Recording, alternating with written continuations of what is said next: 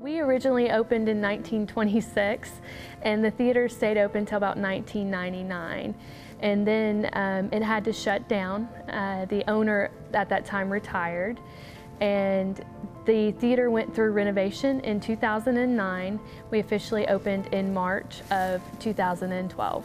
This was the first big step for revitalizing downtown Harriman. They needed a spark to set it off, and it's not going to save downtown Harriman, but it's the first step to do that, because we bring people downtown. Now it's up to other people to come in, whether they start a restaurant or a bakery, and that's what keeps people downtown. I have had a dream all my life of restoring a theater and seeing what that could do for the kids in town, and then from the success of working with the kids and giving them a chance to express their talent, then what we had is we had an economic boom for the area. We have lost so much arts in our city here, and we've got to get that back, because these kids don't have outlets to depend on, and it's important, because if a kid never draws, how do they know they're going to become an artist one day? There's like no music department at all at my school.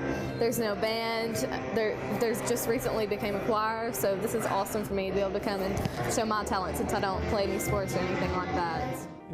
This is a wonderful gym in downtown Harriman. It really is, and I hope more and more performances come here. We've had some fabulous entertainers come through. The Vespers, one of my favorites, came through Harriman, Tennessee. It's amazing.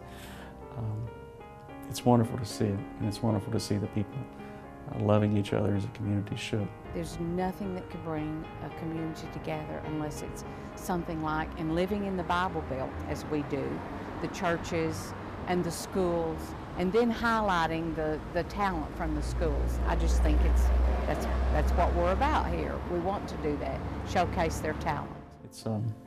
It's a real focal point, and it's wonderful that it's here for this community. That's the cool thing about a small town. You know, I've worked in Hollywood, I've worked in Atlanta, I've worked in Austin, Texas, I've New York, Chicago, I've worked in all these large cities. There's something special about a small town like this. A small town and a small venue like this. For a lot of people, their only chance to perform are like community theaters or school plays or things like that. This has a professional feel for those that get a chance to be up here, but it's home for a lot of people. It's got that small town, you know the person next door and the guy across the street, and you're comfortable with them. This place is going to be so much more than just an old theater, for me and for a lot of people.